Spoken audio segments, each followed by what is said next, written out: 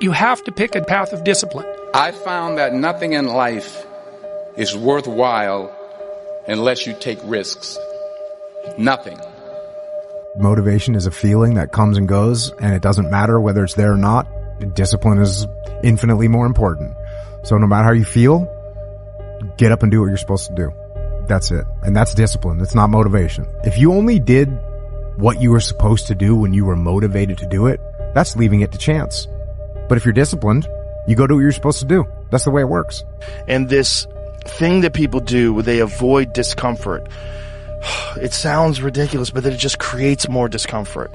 You don't realize that in embracing discomfort and forcing yourself to do something very uncomfortable that you can control, like an ice bath, like a sauna, like a run, like a workout, you are eliminating another form of discomfort.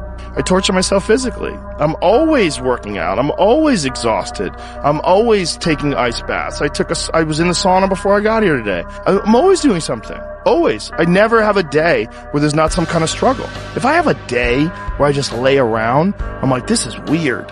Like, it's one of the things that I have to do on vacation. When I get up in the morning, whenever I'm on vacation, the first thing I do is work out. I'm like, I gotta do this, otherwise I'm not gonna be able to enjoy this time off with my family. I gotta get up before everybody else, and I gotta work out hard. Look, when you're a kid, you're all potential. It's chaotic potential. It can manifest itself in any number of ways.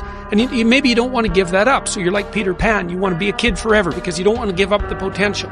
And you look out in the world and all you see are Captain Hooks, who've lost a hand, who are chased by death because that's the clock in the crocodile. It's already got a taste of him. He's terrified by death and he's a tyrant. Well, I don't want to grow up to be that. So I won't be disciplined at all. Well, that's no good because the way the potential transforms itself into actuality is through discipline. Our minds are like a fucking garage. And the garage, if you open a garage and it's all cluttered up, it's all fucked up, you can't put your car in there. You got fucking boats and you got fucking kids' toys and shit everywhere. But if you organize that fucking garage and you put everything in its rightful spot, you can pull that car in there. You can put two cars in there. You can put bikes in there. And that's like with the mind. People talk about discipline and fucking determination and fucking, repetitions and all this shit. Consistency. Why people fall off the wagon so often is because their mind is full of shit. There's no room in that mind for discipline. There's no room for consistency. They may do it once or twice, but then the mind takes over and that cluttered fucking garage comes in, and then it's like a circuit breaker, man. A circuit breaker just overloads and fucking sparks. And our minds, that's our mind, man. It's like a fucking circuit breaker that has so much shit in it, you keep on loading it, you can't put any more into it. Clearing space in your fucking mind so that you have room for all those discipline. Waking up early, taking those, because they do mean something. But we don't get to that fucking dark matter that is keeping you from clearing out that mental garage.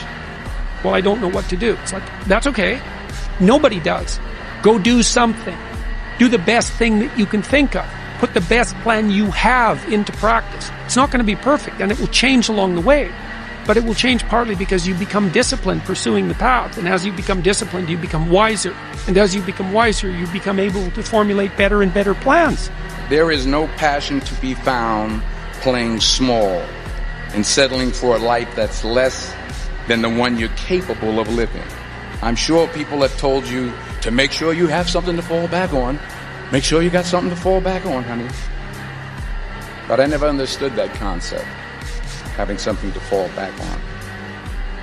If I'm going to fall, I don't want to fall back on anything. I want to fall forward. I figure at least this way I'll see what I'm going to hit.